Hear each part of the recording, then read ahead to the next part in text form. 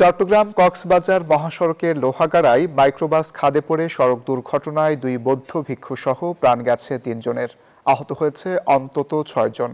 চালকের বেপরোয়া গতির কারণেই এই দুর্ঘটনা বলে অভিযোগ করছেন প্রত্যক্ষদর্শীরা। সরু মহাসড়কে প্রতিনিয়ত দুর্ঘটনায় প্রাণ গেলেও এখনও সড়কটি ৪ লেনই নির্মিত না হওয়ায় হতাশ যাত্রীরা। আবু জাবেদের ছবিতে চট্টগ্রাম থেকে নয়ন বড়াজয়ের রিপোর্ট। মরণ ফাঁদে পরিণত হয়েছে চট্টগ্রাম কক্সবাজার মহাসড়ক। প্রায়ই এই সড়কে ঝরছে একের পর এক প্রাণ। মঙ্গলবার সকালে কক্সবাজার থেকে খাগড়াছড়ি যাওয়ার পথে লোহাগাড়ায় মাইক্রোবাস খাদে পড়ে ঘটনাস্থলে প্রাণ যায় দুই বৌদ্ধ ভিক্ষু সহ চালকের। আহত হয় অন্তত ৬ জন, এর মধ্যে ২ জনের অবস্থা আশঙ্কাজনক। প্রত্যক্ষদর্শীরা জানান, দ্রুত গতি এবং মহাসড়কটি ৪ লেনে নির্মিত না হওয়ার কারণেই এই দুর্ঘটনা। প্রায়ই কেউ না কেউ অকালে প্রাণ হারাচ্ছেন।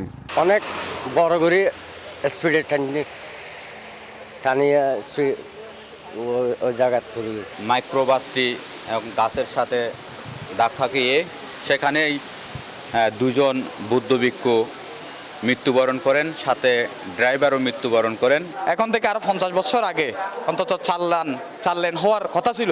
এই ২ লেন হওয়ার কারণে এবং সংকীর্ণ রাস্তার কারণে প্রতিনিয়তই সড়ক দুর্ঘটনাগুলো হচ্ছে। পরে দুর্ঘটনা কবলিত গাড়িটি উদ্ধার করে থানায় নিয়ে যাওয়া হয়। দুর্ঘটনার কারণ অনুসন্ধানে কাজ চলছে বলে জানিয়েছে পুলিশ।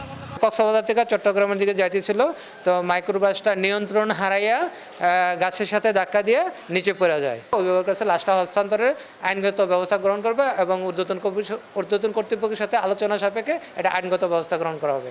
এদিকে খাগড়াছড়ির আলুটিলাতে মাইক্রোবাসের ধাক্কায় এক সিএনজি যাত্রী নিহত হয়েছেন, আহত হয়েছেন আরেকজন। Desk report, news 24।